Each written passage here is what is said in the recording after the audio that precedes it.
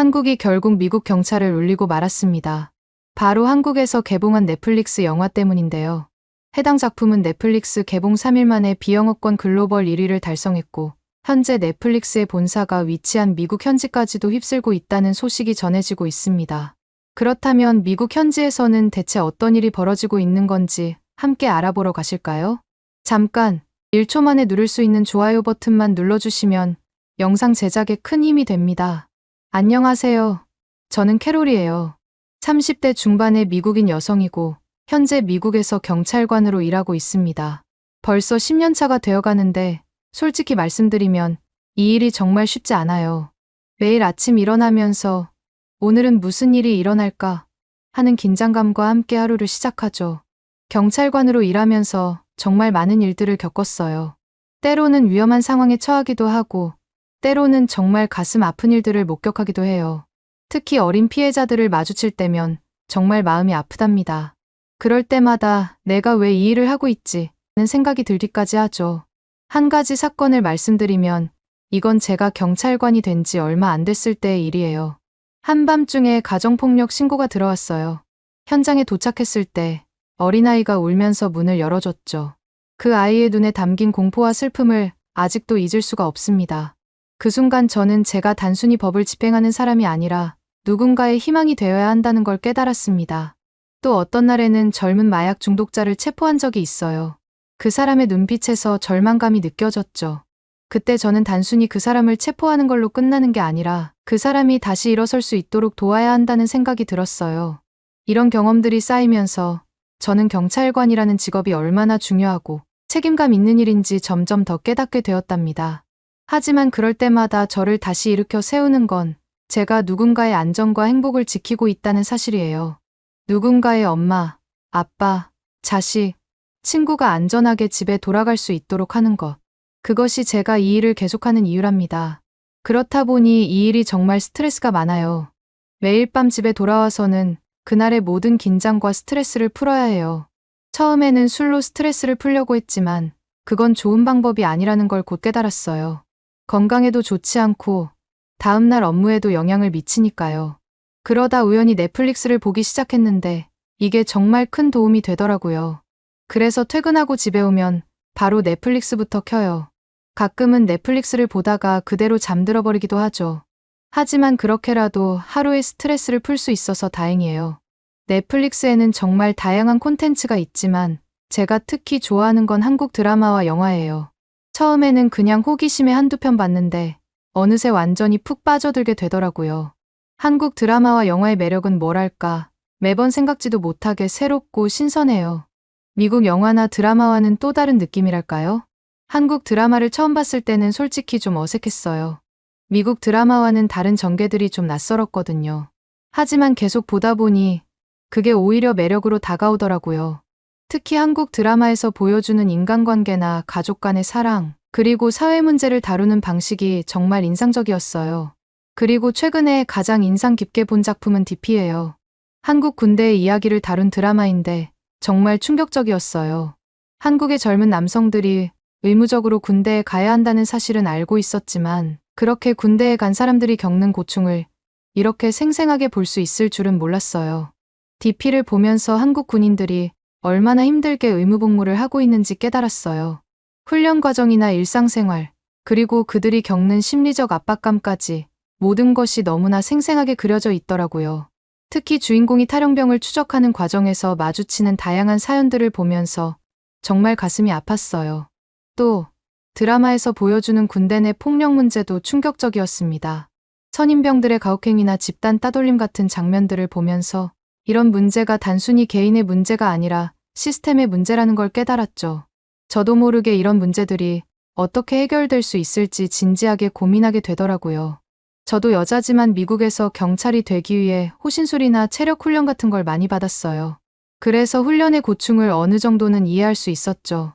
하지만 DP에서 보여주는 한국 군대의 훈련은 그 차원이 다르더군요.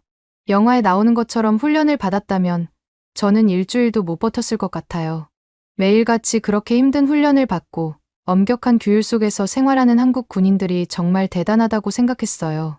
게다가 한국 군인들은 의무복무니까 선택의 여지도 없이 그 고난을 견뎌내야 한다는 건데 그 사실이 더 가슴 아프더라고요. 제가 경찰이 된 것은 제 선택이었지만 젊고 건강한 한국 남자들은 그런 선택권조차 없다는 게 너무 안타까웠어요. 그렇게 푹 빠져 DP 시즌1을 본 저는 꼭 시즌2도 봐야겠다고 다짐했습니다. 그리고 정말로 시즌2가 나왔을 때 바로 정주행했죠. 시즌1에서 다루지 못했던 이야기들을 시즌2에서 더 깊이 있게 다루는 걸 보면서 한국 드라마의 퀄리티에 다시 한번 감탄했답니다. 사실 미국에서 한국 넷플릭스 콘텐츠 인기가 얼마나 대단한지 여러분은 잘 모르실 거예요. 제가 알기로는 올해 상반기에만 넷플릭스 전체 시청 시간의 9%를 한국 콘텐츠가 차지했다고 하더라고요.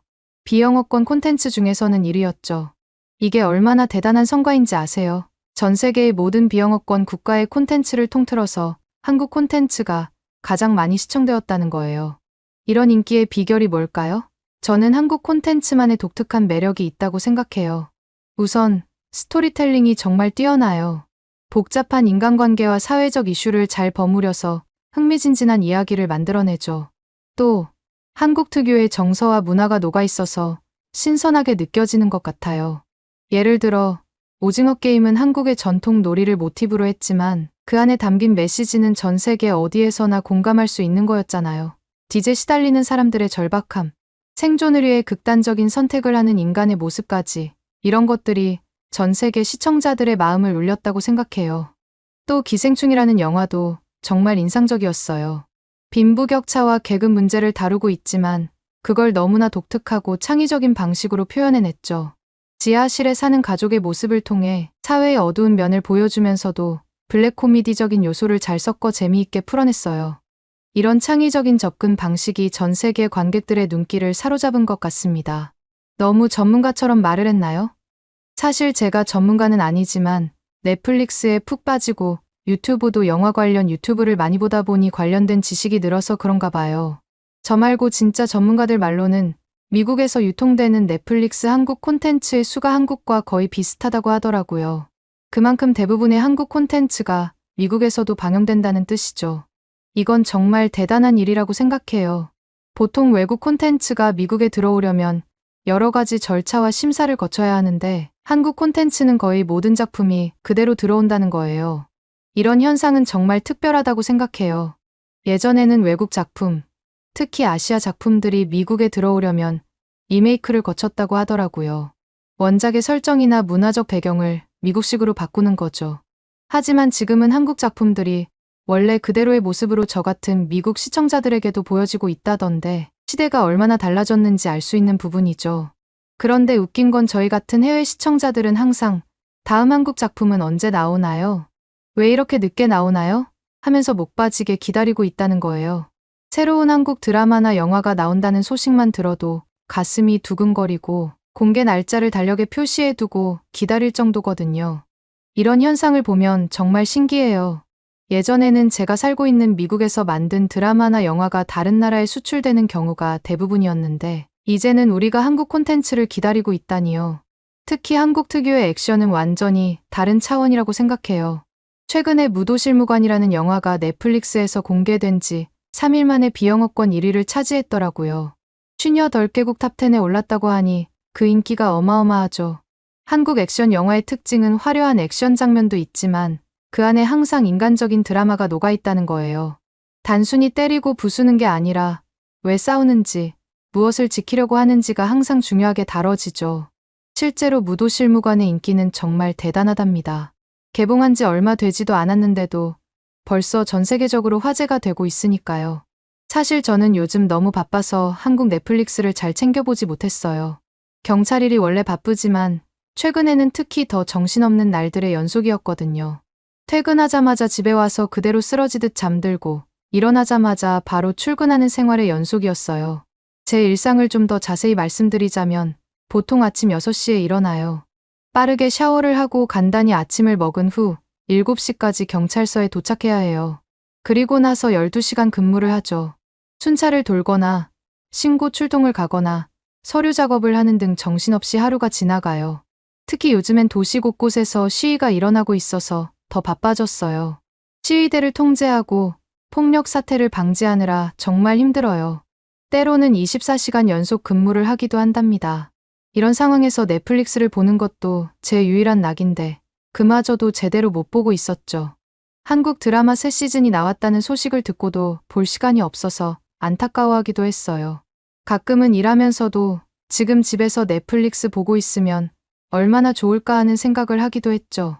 제가 가끔씩 한국 드라마 얘기를 자주 하는 동료가 있는데 얼마 전에 그 친구가 이번에 넷플릭스에 새로 나온 영화 봤어? 라고 물어보더라고요. 저는 그 순간 또 놓친 게 있구나 하는 생각이 들었어요. 저는 어떤 거, 혹시 오징어 게임 시즌2를 말하는 거야? 라고 물었죠. 오징어 게임이 워낙 인기가 많았으니까 시즌2가 나왔으면 정말 대단한 이슈가 됐을 것 같았거든요. 게다가 제가 본 한국 드라마 중에서 가장 충격적이고 인상 깊었던 작품이기도 했고요. 그랬더니 동료가 아니, 그건 아직 개봉도 안 했잖아. 무도실무관이라고 진짜 상상 이상으로 재밌어. 라고 하더라고요. 개봉한 지 한 달도 안 됐는데 벌써 비영어권 영화에서는 1위를 하고 있고 미국에서도 순위가 급상승 중이라는 거 아니겠어요? 안 본 사람이 없을 정도라고 하더라고요. 동료의 말을 듣고 보니 제가 얼마나 한국 콘텐츠 트렌드에서 뒤처져 있는지 새삼 깨달았어요. 예전에는 한국 드라마나 영화가 나오면 제일 먼저 보고 동료들에게 추천해주곤 했는데 이제는 제가 오히려 늦게 알게 되는 상황이 된 거죠. 저는 솔직히 요즘 너무 바빠서 그런 영화가 나온 줄도 몰랐다고 말했어요. 일에 치여 살다 보니 좋아하는 한국 콘텐츠조차 제대로 챙겨보지 못하고 있다는 게 너무 아쉽더라고요. 하지만 동료의 열정적인 추천을 듣고 나니 너무 궁금해졌죠. 그래서 어떻게든 시간을 내서 그날 저녁부터 무도실무관을 보기 시작했습니다. 퇴근하자마자 집으로 달려와서 샤워도 대충 하고 바로 넷플릭스를 켰어요. 평소 같았으면 그냥 잠들어 버렸을 시간이지만 이날만큼은 영화에 푹 빠져들었죠. 그리고 정말 동료 말대로 상상 이상으로 재미있었어요. 무도실무관을 보면서 느낀 점이 정말 많았어요. 우선 한국에서 범죄를 예방하기 위해 경찰관들이 열심히 일하는 건 알고 있었지만 무도실무관이라는 직업까지 있을 줄은 몰랐어요. 이 직업에 대해 알게 되면서 한국의 범죄 예방 시스템에 대해 깊이 생각하게 됐죠. 영화를 보는 동안 특히 한 장면에서 저도 모르게 눈물이 고이더군요. 한국의 현직 무도실무관이 남긴 평점 리뷰를 미리 살펴봤었는데 그 리뷰가 떠오르는 장면이었죠. 영화 속 주인공이 참는 게 이기는 거야 라고 말하는 순간이었어요. 그 순간 제 마음이 울컥했어요. 현실에서도 무도실무관들이 이런 어려움을 겪고 있다는 걸 생각하니 가슴이 아팠거든요. 그 리뷰에서 현직자가 전자발찌 찬 전과자가 제게 침 뱉고 따귀 때리고 흉기로 위협해도 참는다고 말한 부분이 특히 기억에 남았어요. 영화 속 장면들이 과장된 것일 수도 있지만 실제로 이런 위험한 상황들이 벌어진다는 걸 알게 되니 더욱 마음이 아팠죠. 그들의 헌신과 인내에 대해 깊은 존경심이 생겼어요. 혹시 이 영화를 안 보신 분들을 위해 간단히 설명해 드릴게요. 저도 몰랐는데 이번에 열심히 찾아봤거든요. 무도실무관은 한국의 법무부 산하보호관찰소에서 근무하며 주로 전자발찌 대상자나 고위험 범죄자들을 밀착 관리하는 역할을 맡고 있어요. 이 직업은 고위험 범죄자와의 물리적 대치 상황에서 범죄 예방과 관리 감독을 담당하기 때문에 태권도, 유도, 검도 등의 무도 3단 이상 자격증 소지자가 필수 조건이더라고요. 한국의 경찰은 전기 충격기나 3단봉 같은 장비를 사용하며 범죄자를 체포하거나 전자장치가 훼손되었을 때 바로 출동해서 조치를 취한다던데 무도실무관도 비슷한 역할을 하더군요. 영화에서는 이런 무도실무관의 일상과 무도실무관들이 겪는 위험한 상황들을 아주 생생하게 보여주고 있었답니다. 영화를 보면서 특히 인상 깊었던 장면은 주인공이 처음으로 위험한 상황에 처했을 때예요. 전자발찌를 훼손하고 도주한 범죄자를 추적하는 장면이었는데 그 긴장감과 액션이 정말 압도적이더라고요. 주인공이 자신의 무도 실력을 발휘해 범죄자를 제압하는 모습을 보면서 이 직업이 얼마나 위험하고 중요한지 실감할 수 있었죠. 또 다른 인상적인 장면은 무도실무관들이 팀워크를 발휘해 복잡한 상황을 해결하는 부분이었어요. 서로 다른 특기를 가진 실무관들이 협력하여 위기를 극복하는 모습이 정말 멋있었습니다. 여러분, 혹시 무도실무관 영화가 나오기 전에 이런 직업이 있다는 걸 알고 계셨나요? 저는 정말 처음 알았어요. 미국에서 유사한 직업으로는 보호관찰관과 가석방관이 있죠. 제 친구 중 한 명이 실제로 가석방관을 하고 있어서 한국의 무도실무관과 어떻게 다른지 물어봤어요. 놀랍게도 미국의 보호관찰관이나 가석방관과 달리 한국은 실제로 무도 자격증을 갖고 있어야 한다는 점이 가장 큰 차이점이더라고요. 태권도, 유도, 검도 등의 자격을 요구하는 이유는 실제로 범죄자와의 물리적 충돌 상황을 대비해서 격투 및 제압 기술로 범죄자를 제압해야 하기 때문이라던데 이 부분에서 정말 놀랐어요. 미국에서는 보호관찰관이나 가석방관에게 이런 수준의 무술 실력을 요구하지 않거든요. 물론 기본적인 자기방어 기술은 배우지만 3단 이상의 무도 자격증을 요구하는 건 정말 특별해 보였어요. 예를 들어 제 친구가 가석방관으로 일하면서 겪은 일화를 들려줬는데 한 번은 위험한 전과자를 관리하던 중 갑자기 그 사람이 폭력적으로 변해서 위협적인 상황이 벌어졌대요. 그때 제 친구는 그저 경찰에 연락하고 상황이 진정될 때까지 기다릴 수밖에 없었다고 해요. 하지만 한국의 무도 실무관이었다면 직접 그 상황을 제어할 수 있었을 거라고 생각하니 저런 자격증을 왜 필요로 하는지 이해가 되더라고요. 반면에 미국에서는 제압할 수 있는 기술에 대한 자격까지 필요하지 않아요. 이런 부분에서 확실히 한국이 미국보다 더 신경을 쓴다는 느낌이 들었습니다. 한국은 범죄자를 관리하는 사람들의 신체적 능력까지 고려한다는 게 정말 인상적이었죠. 미국의 가석방관과 또 다른 점은 미국은 범죄 예방을 위해서 재활과 사회복귀에 중점을 두고 있어요. 심리상담과 약물치료, 그리고 교육 프로그램을 연결해주는 정도로만 일하죠.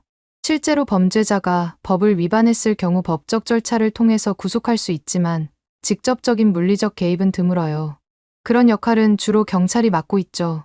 예를 들어 미국에서는 보호관찰 대상자가 규칙을 위반하면 보고서를 작성하고 법원에 회부하는 절차를 거쳐요. 이 과정에서 보호관찰관은 주로 행정적인 역할을 하죠. 반면에 한국에서는 고위험 범죄자에 대한 밀착 감시와 즉각적인 물리적 대응이 핵심이에요. 전자발찌 착용자가 규정을 위반하거나 이상행동을 보일 경우 무도실무관이 신속하게 출동해서 제압한다고 하던데 이런 걸 보면 범죄 발생을 미리 차단하려는 사전 예방에 더 중점을 둔다는 점을 알게 되었습니다. 영화에서 보여주는 한 장면이 특히 인상적이었어요. 전자발찌를 착용한 범죄자가 갑자기 이상행동을 보이자 무도실무관들이 즉시 출동해서 상황을 제어하는 장면이었죠. 그 순간의 긴박함과 무도실무관들의 전문성이 정말 잘 드러났어요. 이런 시스템이 실제로 존재한다는 게 놀랍고 또 한편으로는 부럽기도 했습니다. 사실 저는 미국보다는 한국처럼 하는 게 맞다고 생각해요. 범죄를 이미 저질러 본 사람이 재범을 방지하기 위해 심리상담과 교육 프로그램을 연결하는 것만으로는 해결할 수 없다고 보거든요. 그건 너무 아니란 생각 같은 게 심리상담이나 교육 프로그램에서는 거짓된 모습을 얼마든지 보여줄 수 있잖아요. 제 경험상 많은 범죄자들이 상담이나 교육 프로그램에서는 모범적인 태도를 보이다가도 실제 생활에서는 전혀 다른 모습을 보이는 경우가 많았거든요. 이런 사람들은 시스템을 속이는데 익숙해져 있고 그저 형식적으로 프로그램에 참여하는 경우가 많아요. 예를 들어 제가 담당했던 한 사건에서 마약 중독자였던 피해자가 있었어요. 그 사람은 재활 프로그램에서 정말 열심히 참여하는 모습을 보였고 상담사들도 그 사람의 변화를 믿었죠. 하지만 얼마 지나지 않아 그때 그 사람은 다시 체포되었다는 소식을 들었습니다. 프로그램에서 배운 내용을 역으로 이용해 더 교묘하게 범죄를 저지른 거였죠. 이런 경험을 통해 저는 단순한 교육과 상담만으로는 부족하다는 걸 깨달았어요. 이와 다르게 한국은 직접적이고 물리적인 형태로 범죄를 막고 있어요. 고위험 범죄자들의 수많은 재범을 막는데 더 효율적이라고 생각해요. 물론 이 방식이 완벽하다고 말할 순 없겠지만 적어도 즉각적인 범죄 예방에는 더 효과적일 테니까요. 실제로 이 부분에 대해 자료를 찾아봤는데 미국의 재범률은 3년 내에 약 40%에서 60%로 보고되고 있더군요. 이건 정말 높은 수치예요. 보호관찰과 가석방 제도를 통해 재범을 방지하려고 하지만 범죄자가 지원받는 프로그램의 질이나 자원 부족으로 인해 재범률이 여전히 높은 편이에요. 이런 높은 재범률은 미국 사회에 큰 부담이 되고 있어요. 범죄자들이 다시 범죄를 저지르면 새로운 피해자가 생기고 그들을 다시 체포하고 재판하고 수감하는데 엄청난 비용이 들거든요. 게다가 이런 악순환은 범죄자들의 가족과 지역 사회에도 부정적인 영향을 미쳐요. 예를 들어 제가 알고 있는 한 가정의 이야기를 들려드릴게요. 아버지가 절도죄로 수감되었다가 출소한 후 재활 프로그램에 참여했어요. 하지만 결국 다시 범죄를 저지르고 체포되었죠.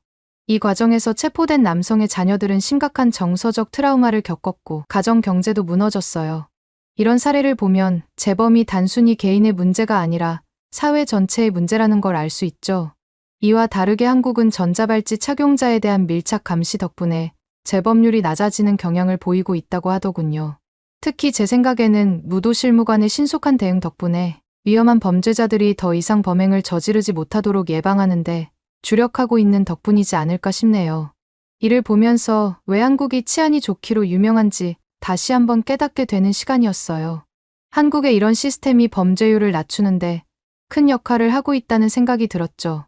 물론 개인의 인권과 자유를 어디까지 제한할 수 있느냐는 윤리적인 문제도 있겠지만 적어도 범죄를 미리 예방해서 무고한 시민들이 다치지 않는 게 중요하잖아요.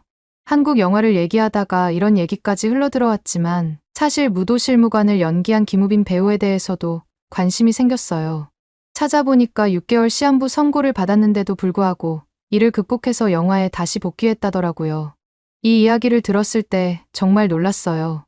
시한부 선고를 받았다는 건 정말 끔찍한 경험이었을 텐데 그걸 극복하고 다시 연기 활동을 시작했다니 정말 대단하다고 생각했어요. 그의 의지력과 정신력에 정말 감동받았죠. 김우빈 배우의 투병 과정을 찾아보니 정말 대단하더군요. 2017년에 비인두암 진단을 받고 항암 치료를 시작했다는 거 아니겠어요? 그 당시 김우빈 배우의 나이가 겨우 20대 후반이었다는 게 더 안타까웠어요. 한창 연기 활동을 열심히 하던 시기였을 텐데 말이죠. 김우빈 배우가 투병 중에 했던 인터뷰 내용을 봤는데 정말 감동적이었어요. 힘든 치료 과정 속에서도 긍정적인 마인드를 잃지 않았다고 하더군요. 가족과 팬들의 응원이 큰 힘이 되었다고 하던데 대체 어떤 응원을 받으면 저런 상황에서도 긍정적으로 생각할 수 있었을까요? 그리고 실제로 3년간의 투병 생활 끝에 완치 판정을 받고 연기 활동에 복귀했잖아요. 무도실무관이 김우빈 배우의 복귀작이라고 하던데 그 사실을 알고 나니 영화가 더 특별하게 느껴졌어요. 김우빈 배우의 연기에서 느껴지는 열정과 에너지가 단순히 연기가 아니라 삶에 대한 긍정적인 자세에서 나오는 것 같았거든요. 역시 한국인의 정신력은 미국인들이, 특히 미국인들을 지키는 저희 경찰관들이 배워야 할 점이 많다고 생각해요. 사실 저희도 힘든 일을 겪지만 김우빈 배우처럼 시한부 선고를 받고도 그것을 이겨내고 다시 일어선 사람을 보면 정말 제가 겪고 있는 어려움들은 아무것도 아닌 것 같다는 생각이 든답니다. 게다가 무도실무관을 보면서 저한테도 큰 도움이 되었는데요. 왜냐하면 제 직업에 대해서도 다시 한번 생각해보게 됐거든요. 경찰관으로서 제가 하는 일이 얼마나 중요한지, 그리고 저희의 역할이 단순히 범죄자를 체포하는 것을 넘어서 사회의 안전을 지키는 것이라는 점을 다시 한번 깨달았답니다. 영화 속 주인공이 처음에는 그저 일상적인 업무로 여기던 것들이 얼마나 중요한 일인지 깨닫게 되는 과정이 특히 인상 깊었어요. 저도 마찬가지로 일상적인 순찰이나 신고, 출동이 실제로는 누군가의 안전과 직결되어 있다는 걸 그동안 놓치고 있는 것 같았거든요. 물론 제가 보내는 일상이 영화처럼 화려하거나 극적이지는 않아요. 대부분의 날은 평범하고 때로는 지루하기까지 하죠. 하지만 우리가 하는 일 하나하나가 누군가의 안전과 직결되어 있다는 점을 잊지 말아야 한다는 생각이 들더군요. 예를 들어 저희가 일상적으로 하는 순찰이 언뜻 보면 그저 거리를 돌아다니는 것처럼 보일 수 있지만 실제로는 범죄 예방에 큰 역할을 하고 있죠. 저희가 그 자리에 있다는 것만으로도 범죄자들에게는 큰 부담이 될 테니까요. 또 시민들에게는 안정감을 줄 수 있고요. 여러분들도 기회가 되면 넷플릭스에서 무도실무관을 한번 보셨으면 좋겠네요. 재미있으면서도 많은 것을 생각하게 만드는 영화거든요. 제가 경찰관으로서 느낀 점들을 여러분과 나눌 수 있어 기쁩니다. 앞으로도 이런 좋은 작품들이 많이 나왔으면 좋겠어요. 그래서 그러는데 여러분들이 추천해주고 싶은 한국 드라마나 영화가 또 있을까요? 추천해주시면 감사하겠습니다. 오늘의 사연은 어떠셨나요? 오늘의 사연이 마음에 드셨다면 좋아요만 한번 눌러주세요. 1초밖에 안 걸리지만 좋아요를 한번 눌러주시면 더 좋은 사연을 소개해드리는데 큰 힘이 된답니다. 긴 영상 시청해주셔서 감사합니다. 오늘도 행복한 하루 보내세요.